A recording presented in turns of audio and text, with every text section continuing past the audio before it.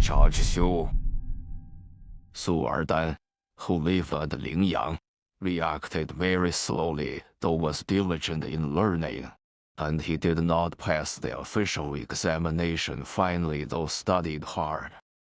One day, someone jokingly said to him when Su was drinking wine with his fellow students, someone said, "You are very courageous and cute. Now, if you are brave to walk into the 10 courts of purgatory in the middle night and bring back the inferno, judge at the left-hand porch, then we will treat you with a grand dinner." At Lingyang stand a temple called the 10 Courts of Purgatory, which was famous for the gods and devil carved in wood and lifelike appearance, and a full-length image of the judge in the eastern vestibule was a green face, red beard and hideous expression in his features. Sometimes someone could hear some whip sounds inside the temple during the night from both porches and got frightened when they walked through the temple at night. So they thought it was a great test for Zhu Erdan to enter into the temple at deep night. However, Su smiled and went straight off to the temple at once. After a while, they heard Su shouting outside, "I have taken it back for you," and they all went outside and found Su with the image on his back. And Su proceeded to put the image on the table, and they all toasted him for his courage. And they all felt ill, and they begged him to carry the judge back temple at once. Then Zhu Erdan poured some wine upon the ground, praying to the image, "The Excellency, Judge, I beg your pardon, and I am only an illiterate student. I hope you are able to visit my home and take a cup of wine with me if you have time. Then I will feel so honored. My home is near here." He then took the judge's image back to the temple. Next day, Su took dinner with his friends and went back home half tipsy in the evening. After brightening his lamp, he felt that he had not had enough wine, and he took another cup of wine by himself. Suddenly, the judge image in the temple entered into the room through the bamboo curtain. "Oh, my heaven, I shall be dead. Please forgive my rudeness to you and do not cut off my head," Su said, frightened and thrilled. The judge brushed his thick beard smilingly. "Be calm, Mr. Su, and last night you kindly invited me to visit you, and I am free tonight, so I came here," replied the judge. At once Zhu Erdan was delighted and made his guest take a seat.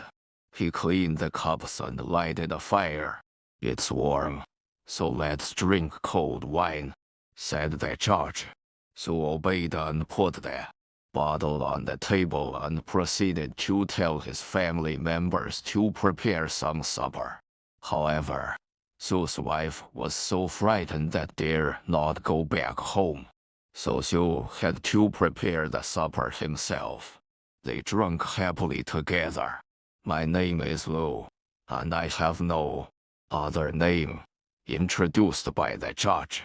They both discussed some literary subjects, and Judge Lu answered the questions fluently. Su asked Judge Lu if he could understand the composition, and Judge Lu answered that he could just appreciate it.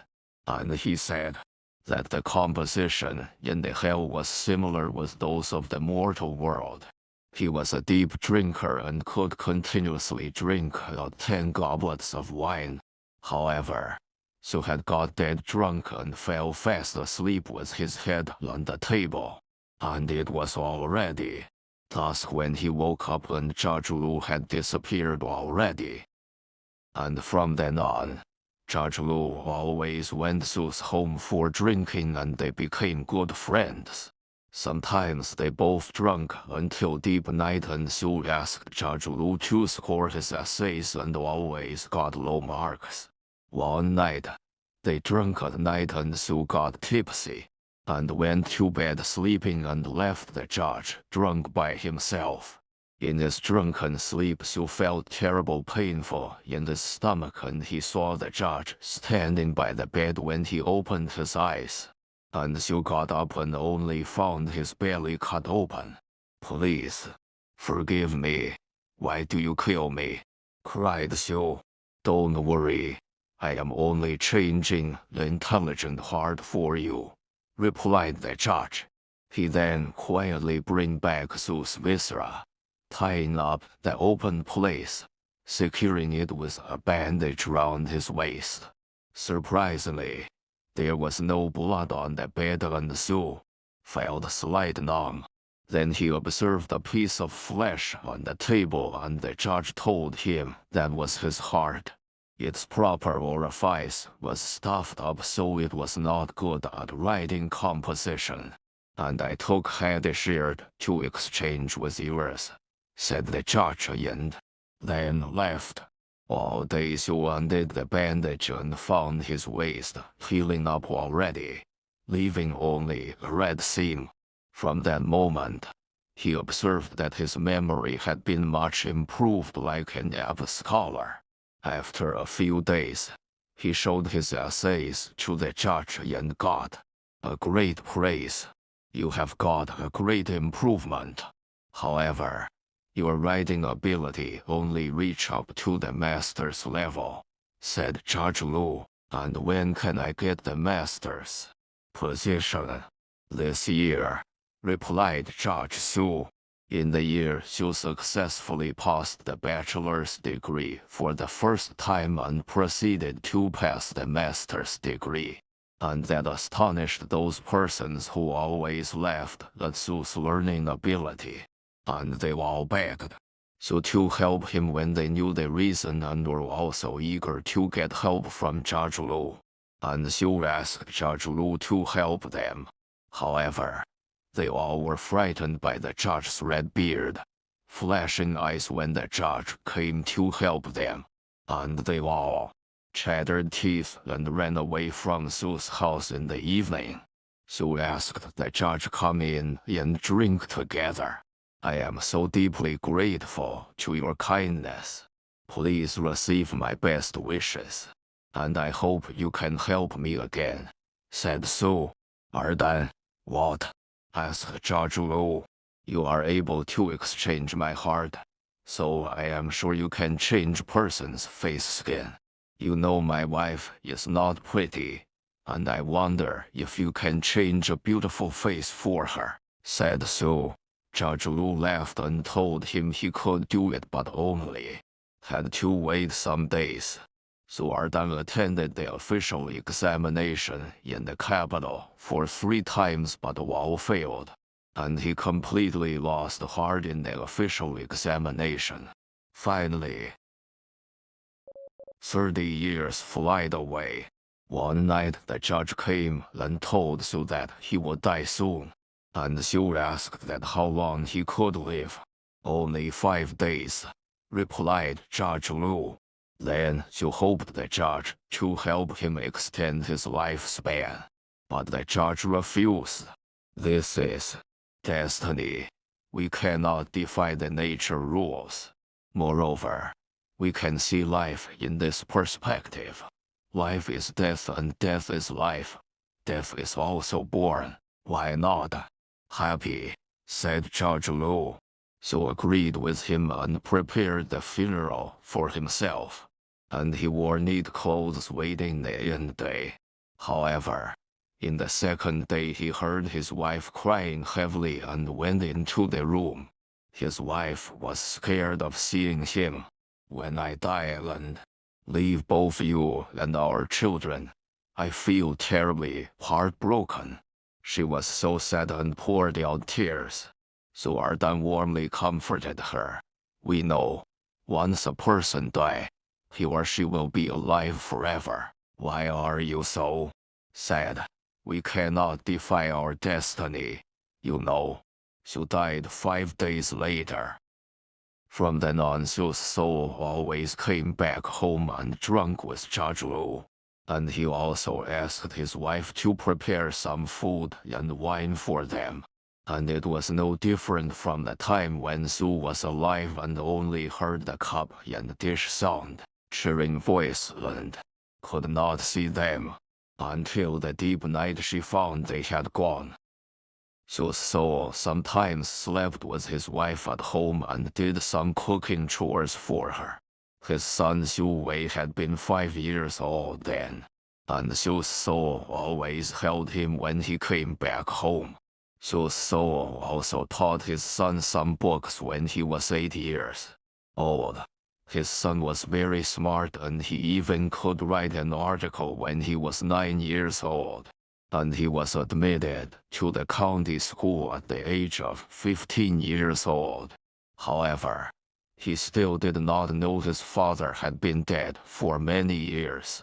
Since then, Xu's soul did not return home frequently and sometimes once a month. One night, Su Erdan's soul returned home and said farewell to his wife. "Where will you go? God has appointed me as the leader of Taihua, and I have to go there at once now," replied Zhu Erdan. The woman and her son both cried heavily.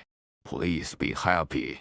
My son has grown up and the family is also decent, and no couple will be together forever, and they will depart one day, so please forgive me." Zhu Erdan comforted his son. "My dear son, try your best to build up your dream. We will meet one day later." And Xu left away and never returned from then on. Years flied away. Xu Wei had become a pedestrian officer at his age of 25 after passing the highest official examination. The emperor ordered him to worship Hua Mount. He suddenly heard battle sound when he passed Huayin County, only found a person sitting on horse. That was his father. Xu Wei hurriedly jumped to the horse and knelt down on the roadside and wept. "You have got official reputation and I am very happy," said Zhu Erdan. Xu Wei cried and knelt on the ground. However, Zhu Erdan urged his company to leave away. Hurriedly, a few steps later, he came back again and gave Xu Wei a saber.